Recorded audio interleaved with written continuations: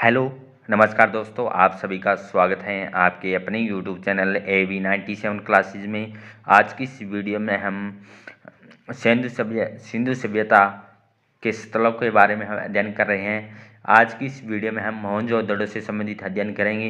ये जो क्लास हमारी है नेट एग्ज़ाम के साथ साथ अदर एग्ज़ाम जैसे TGT, एस्टेट, PGT हैं और DSSS दिल्ली में जो वैकेंसी आई हुई है उसके लिए, और जो असिस्टेंट प्रोफेसर एग्ज़ाम है RPSC, HPSC और उत्तराखंड और उत्तर प्रदेश में, उनके लिए क्लास हमारी इम्पोर्टेंट रहने वाली है। मोहनजोदड़ो स्थल के बारे में हम अध्ययन करेंगे। स्थिति सिंध के लड़काना जिले में मोहनजोदड़ो है। सिंधु नदी के दाएं तट पर मोहनजोदड़ो है। अगर बात करते हैं, हड़प्पा है रावी नदी के बाएं तट पर है। सिंधु नदी के दाएं तट पर कौन सा है? मोहनजोदड़ो है। इसकी खोज किसके द्वारा की गई थी? 1922 में राखालदास बनर्जी। 1921 में खोज किसने की थी? हड़प्पा की, और किसने की थी? दयाराम साहनी ने।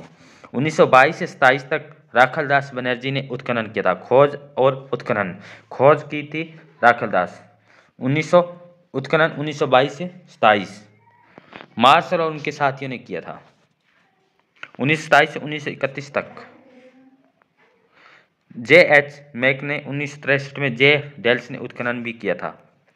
मोहनजोदड़ो देखने में आध्यात्मिक नगर जैसा प्रतीत होता है। हड़प्पा सभ्यता का सबसे प्रसिद्ध पूरा स्थल है। इस नगर में कच्चे ईंटों के चबूतरे पर भी निर्मित था।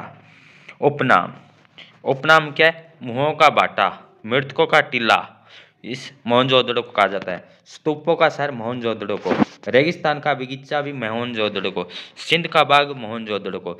मोहनजोदड़ो सिंधी भाषा शब्द है। सिंधी भाषा मोहनजोदड़ो का अर्थ है मृतकों का टीला। कनिष्क के द्वारा निर्मित चैत्य यहीं से मिले हैं, इसलिए इसे स्तूपों का शहर, दुर्ग टीले का स्तूप कहा जाता है। मार्शल ने मोहनजोदड़ो की खुदाई पर उसके 7 सत्रों को उद्घाटित किया है।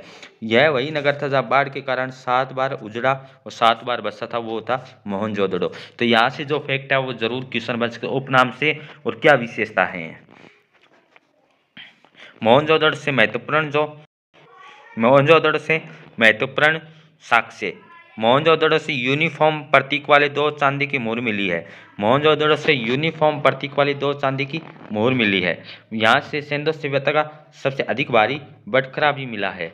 भले ही कपास उत्पादन का प्राचीनतम प्रमाण मेहरगढ़ से मिला है, लेकिन वस्त्र निर्माण के बारे में सूती कपड़ा हमें कहाँ से मिला है? मोहनजोदड़ो से मिला है। मलेरिया बीमारी का प्राचीनतम साक्ष्य यहीं से मिला है, मोहनजोदड़ो। बुने कपड़े का विश्व प्राचीनतम साक्ष्य कहाँ से मिला है? मोहनजोदड़ो से।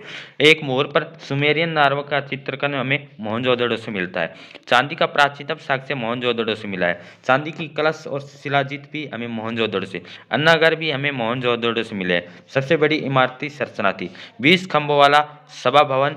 मैक ने अपनी पुस्तक फर्दर इक्वेशन और मोहनजोदड़ो में बाजार कहा है। विश्व में वाटर प्रूफिंग का पहला उदाहरण मोहनजोदड़ो से मिला है। एक ऐसी मुद्रा प्राप्त हुई है जिस पर एक व्यक्ति 2 बाघों से लड़ते हुए अंकित हुआ है।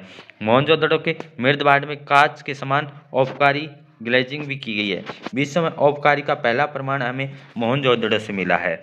अन्य प्रमुख प्राप्तियों में बहुमंजिली इमारतों के साक्ष्य, पुरोहित आवास, पुरोहितों का विद्यालय और पुरोहितों राजों की मूर्ति, कुम्भकारों की बस्ती, तांबे के हेयरपिन, बड़ी संख्या में कुओं की प्राप्ति,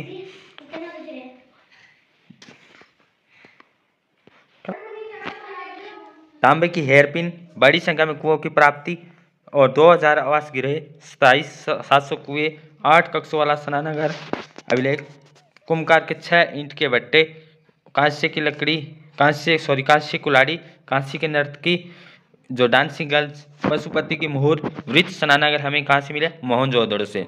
मोहनजोदड़ो तांबे की चौकार गोटी भी मिली है। पशु चिन्ह के लिपि उत्करण भी हमें मिले हैं। HR1 VSODK मोहनजोदड़ो के पूर्वी टीलों को HR VSODK क्षेत्रों में विभाजित किया गया। HR क्षेत्र से ही कांस्य का नर्तकी की मूर्ति मिली है। जो डांसिंग गर्ल्स है वो HR क्षेत्र से मिली है। मोहनजोदड़ो से कोई भी कब्रिस्तान है वो नहीं मिला। मोहनजोदड़ो का वृत्त स्नानागार किले के अंदर था, सार्वजनिक था। विशेषता, सबसे महत्वपूर्ण इमारत जिसे जॉन मार्शल ने क्या कहा? आश्चर्यजनक निर्माण का था इस वृत्त स्नानागार को? देखो, उत्तर में सीढ़ियाँ, दक्षिण में सीढ़ियाँ। जल निकासी कहाँ है? पश्चिम की तरफ है। लंबाई कितनी है, चौड़ाई कितनी है?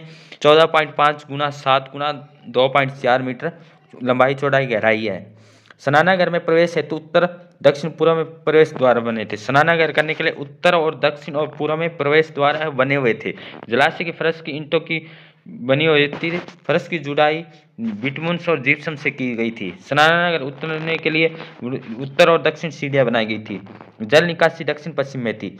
स्नानागार के बगल में कमरा था जिसे कुआं भी था। इस कुएं में पानी भर जाता था। स्नानागार की छत लकड़ी की बनी हुई थी। जिसने उत्खनन किया उनके नाम पर नामकरण किया, जैसे HR रारगियो, KN दीक्षित, DK क्षेत्र। कालीबंगा के बारे में हम नेक्स्ट क्लास में अध्ययन करेंगे। Thank you all of you. जय हिंद, जय भारत।